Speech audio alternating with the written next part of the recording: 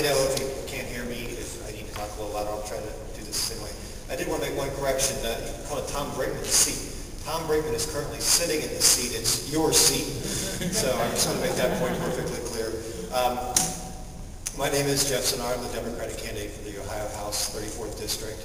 I was born and raised in Cincinnati. I graduated from Elder High School and then went on to the University of Cincinnati, where I received a Bachelor of Science in Civil and Environmental Engineering. For 20 years, I've been a civil engineer in public and private service. I was at City Hall, Cincinnati City Hall, for 8 years.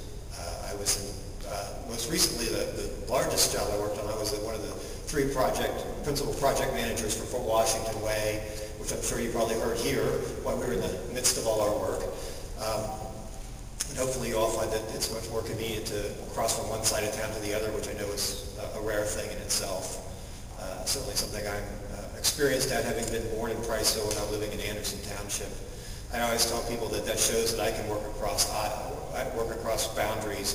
I can work across Vine Street. I can certainly work across the Republican-Democratic divide. I often joke, send me over to Israel and Palestine, I can get them together. If I can get Eastsiders and Westsiders together, it's no big deal. Let's see. So as an engineer, I've learned a lot of things. Engineers work together in teams to get things done, which is, I think, something that's sorely missing in politics. I've studied economics as part of my engineering degree. Engineers have some interesting ways of looking at things. Engineers know what they don't. They know that they don't know everything. If you ask an engineer a question, he probably knows the answer, but he won't tell you right away. He'll tell you, he'll get back to you on Thursday, and he'll go back and check and make sure he's right.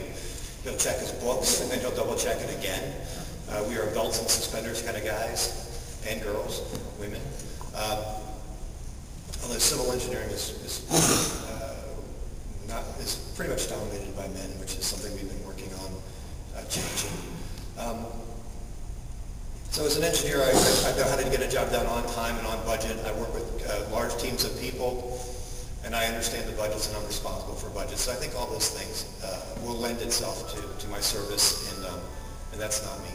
I lend myself to service in the legislature. Let's see.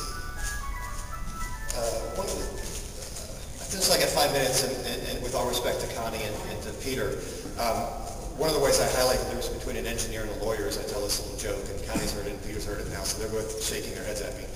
An engineer dies and he goes to heaven, and he gets there, St. Peter looks at the list, and you're not on the list, and we have to send you down. So he gets down there, and it's pretty miserable, he's up to his waist in human feces, and there's fire and brimstone, and it's terrible. So he's like, well, we could do better than this. So he gets the sanitation system going, he gets air conditioning going, he gets running water, puts a few escalators in to help get people around, he gets the transportation systems working. Things are starting to get kind of bearable. So one day God calls down to the devil and says, how's it going? Kind of taunting him a little bit. The devil says, well, it's not so bad. We got this new engineer, and things are pretty good. The guy says, well, you got an engineer, that's going to be a mistake. I want you to send him back up. And the devil says, no, I just told you it's never been better. I'm not sending him back. The guy gets very, very angry. He says, I'll tell you, if you don't send back my engineer, I'll sue.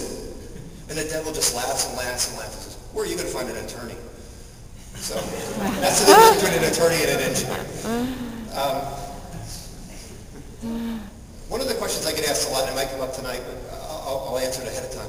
The question about what's most important to me, and I answer that in two ways. First, the answer is, what child do you love the most? I don't think there's a good answer for that question all the time. And the other way I answer that is, Mother Teresa was asked, how does she deal with all of the poverty? Working in the slums of Calcutta, how do you possibly deal with all that misery, all that suffering? And she said, you do what's in front of you. So I think that's what a legislature, I have things that I deeply care about, but as a legislator I have to do, sadly, a lot of fire control. And I think that's something that we could work on changing too, that we could be more, look farther afield and try to get some of these things before they become a crisis. Let's see, the economy, the size of government, so I probably have a few minutes, and I got the benefit of going after Peter. I'll play off a few things that he talked about. I think the government needs to be right-sized. I don't know if that's smaller or bigger in certain cases. Sometimes it may be smaller, sometimes it may be bigger. As a Democrat, I always say that I'm in favor of efficient and effective government. I believe government can be part of the solution. Government is not the only answer to the problem, but it can be an answer to some problems, and I believe in making it as efficient and effective as possible.